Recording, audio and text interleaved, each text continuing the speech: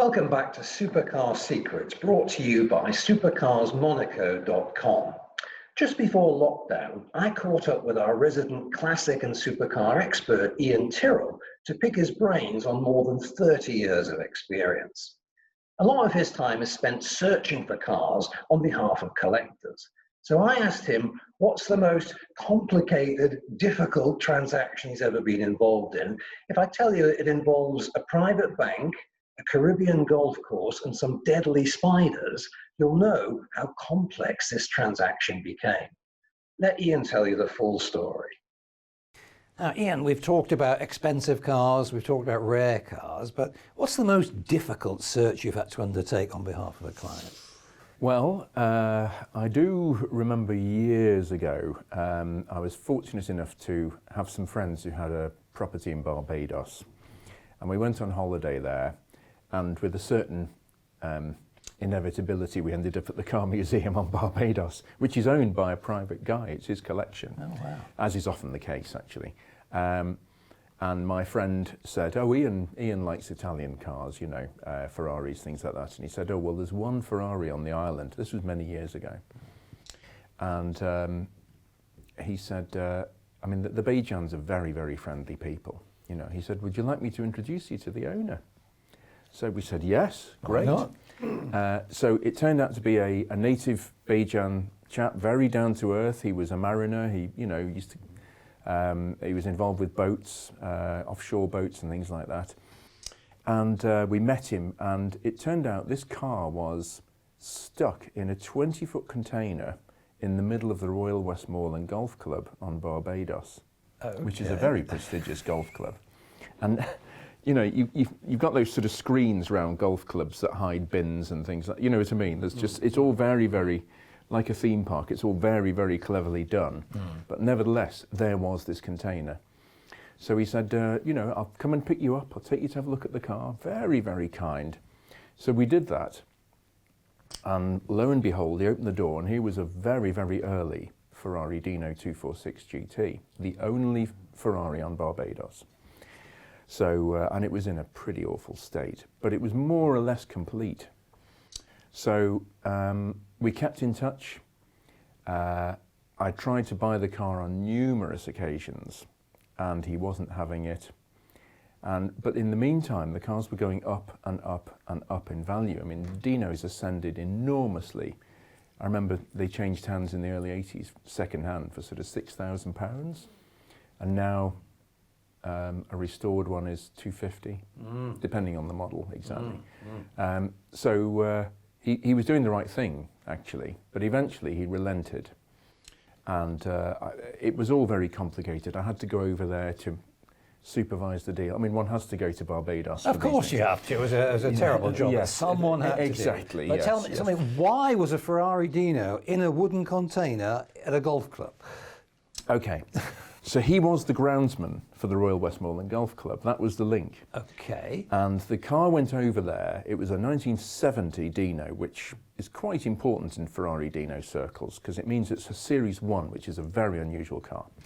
And the car went over there with a family called Drummond, and they owned Drummond's Bank in London, which was quite a famous private bank. And I believe the son took this Dino over to Barbados in 1970, drove it round a bit, had a bit of a moment with a pothole or something, or over-revved the engine. I don't know exactly what happened, but the car was suddenly unroadworthy. And he bought it in this state from Drummond and put it in the container. Right. Thinking that one day he'd get round to doing something Precisely. with it. So eventually we struck the deal, the money was transferred, and the car arrived in that 20-foot container at my workshop in the UK. So we had to do a bit of jiggling because it didn't arrive on a truck that the container could be unloaded from particularly. So we raised a car lift and then backed the container up and lowered the car lift ramps onto the container. And so we could open the doors and push the car out. And let me tell you, when we opened the doors, all sorts of creepy crawlies came out of there that you would never see in the UK. I mean, now the authorities would have an absolute, you know, nightmare. Yeah, they would break out in a cold sweat. There were all these spiders crawling out, big spiders. Probably deadly. Yes, I mean, I'm afraid to say they were terminated on the spot. Right. I won't go into details, Right. but no animals were harmed in the making of this? absolutely not. No. So and that was that, which was quite interesting. On another occasion, a customer got in touch with me. This was a long time ago. This was in the late 80s. A customer got in touch with me and said, I'm interested in a model of Ferrari, a Berlinetta Boxer. I'd like to, hire your services for the day to go and have a look at it and check it out. So I did. I arrived at his house. He was a big guy, about 6'2", and his sons were both north of 6 foot as well. And I'm 6 foot. And we all squeezed into a Capri 2.8i. We were like this, driving down to the south of England. We arrived at this guy's house, which was amazing. Beautiful old Tudor mansion, lovely. And he had an amazing collection of cars. And we'd never met this guy before.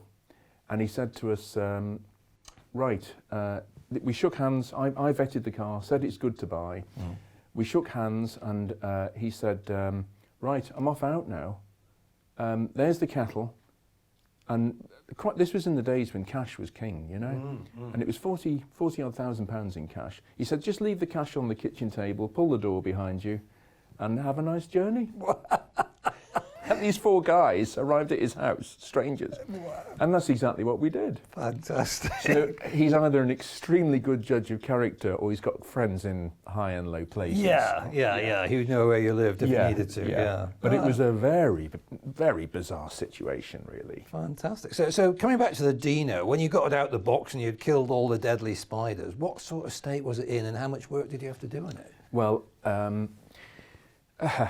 very shortly afterwards, I got an offer I couldn't refuse for the car, which I wasn't intending to do because we were going to restore it. But another Ferrari specialist's customer actually said, I'd like to buy the car and restore it. So after all that, 7 years it took me of negotiating to buy the car. Yeah.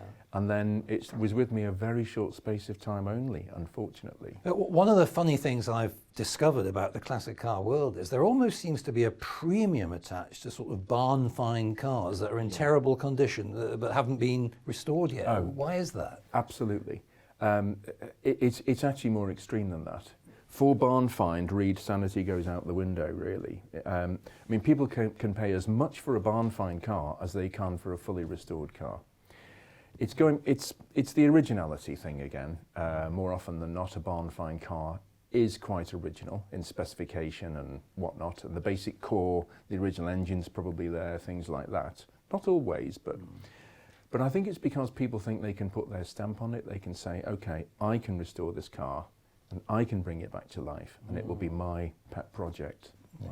But it's incredible. People go balmy for barn finds. Yeah, incredible. Well, I want to pick your brains more about mistakes people make, but for now, Iain Tyrrell, thank you very much for joining us.